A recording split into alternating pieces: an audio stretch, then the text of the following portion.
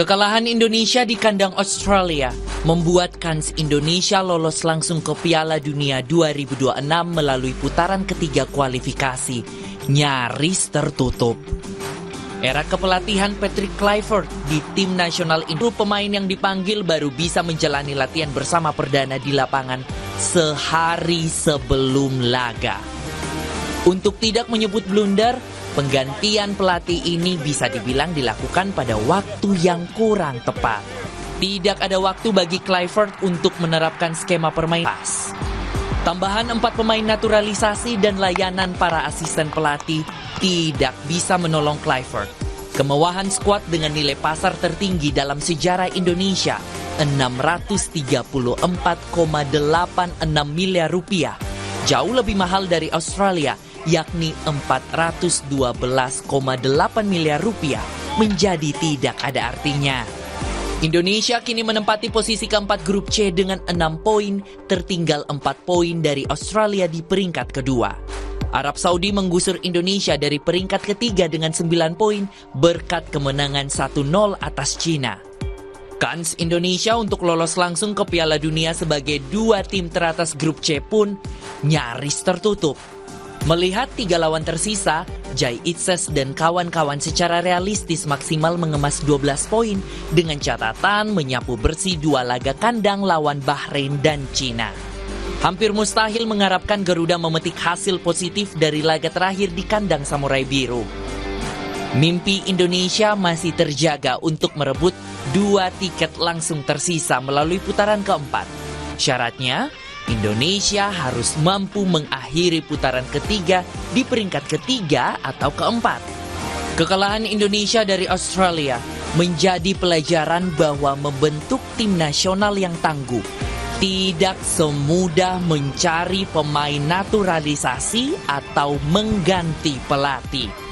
Tidak ada jalan pintas.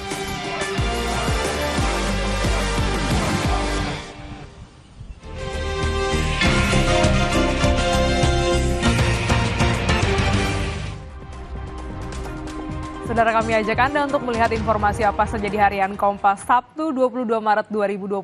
Kita lihat dari judul besar, warga mulai mudik. Ini terkait dengan kebijakan bekerja dari mana saja yang membuat sebagian pemudik pulang lebih awal ke kampung halaman. Presiden Prabowo Subianto menyatakan pemerintah telah menyiapkan berbagai kebijakan untuk membantu masyarakat merayakan Lebaran 2025. Ini terlihat juga bagaimana kepadatan dari sejumlah titik, baik itu stasiun, pelabuhan. Ini yang Anda lihat di televisi Anda merupakan situasi pelabuhan Parepare yang mulai dipadati oleh para pemudik yang kembali dari perantauan ke kampung halaman. Kita lihat juga di halaman muka ada informasi lainnya, ini terkait dengan kecelakaan bus jemaah umroh hangus terbakar, 6 WNI tewas. Ini menjadi perhatian karena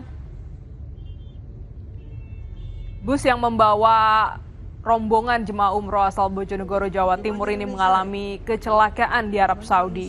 Bus ini disebutkan menabrak mobil lain dan menyebabkan bus terbakar hingga hangus. Kecelakaan ini pun menyebabkan sejumlah anggota jemaah cedera dan 6 jemaah tewas. Kita tinggalkan informasi dari Arab Saudi, kita bergeser kembali ke tanah air terkait pembahasan revisi Undang-Undang TNI yang digugat ke Mahkamah Konstitusi. Sebanyak 7 mahasiswa Fakultas Hukum dari Universitas Indonesia menggugat proses pembahasan revisi Undang-Undang TNI yang dinilai cacat formil karena melanggar beberapa asas di Undang-Undang Pembentukan Peraturan Perundang-undangan. Mereka meminta Mahkamah Konstitusi menyatakan revisi Undang-Undang TNI ini bertentangan dengan konstitusi. Informasi ini, saudara, dan juga sorotan lainnya dapat Anda baca di harian Kompas atau mengakses di kompas.id.